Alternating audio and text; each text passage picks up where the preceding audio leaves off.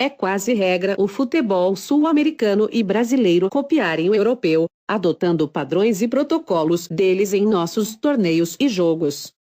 A criação da Superliga por 12 gigantes do velho continente, sem que o critério técnico seja usado, lembra, em parte, uma ação da Conmebol no final dos anos 1980, a criação da Supercopa dos Campeões da Libertadores. Com a primeira edição disputada em 1988, a Supercopa nasceu com 13 participantes, pois só disputava a competição quem já tinha vencido a maior competição de clubes da América do Sul.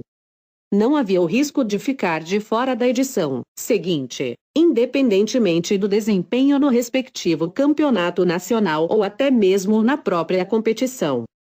O que foi acontecendo é o acréscimo de participantes. E 4 clubes entraram na disputa durante suas 10 edições, pois a Supercopa dos Campeões da Libertadores foi extinta pela Conmebol em 1997, dando lugar à Copa Mercosul, torneio que também tinha uma reserva de mercado, sem os participantes sendo escolhidos pelo critério técnico do momento.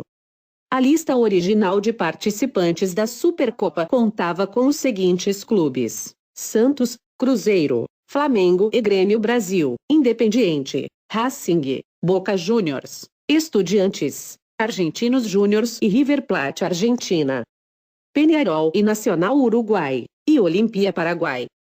Foram sendo incluídos, à medida que ganharam a Libertadores, Atlético Nacional Colômbia, Colo-Colo Chile, São Paulo e Vélez Sarsfield Argentina, sendo que os 2 últimos entraram a tempo de conquistar uma edição do torneio.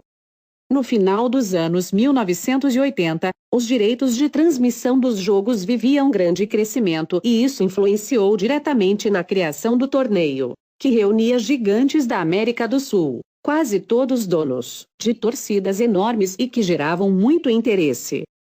Havia ainda a expectativa de grandes arrecadações, pois a competição gerava a disputa de grandes clássicos sul-americanos, algo que na maioria das vezes não era possível na Copa Libertadores, que naquela época tinha apenas 2 clubes por país.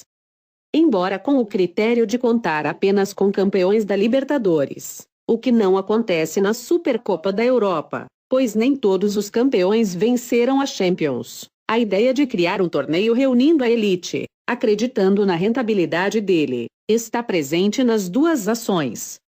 Copa União, em termos nacionais, o Brasil também já teve a sua Superliga.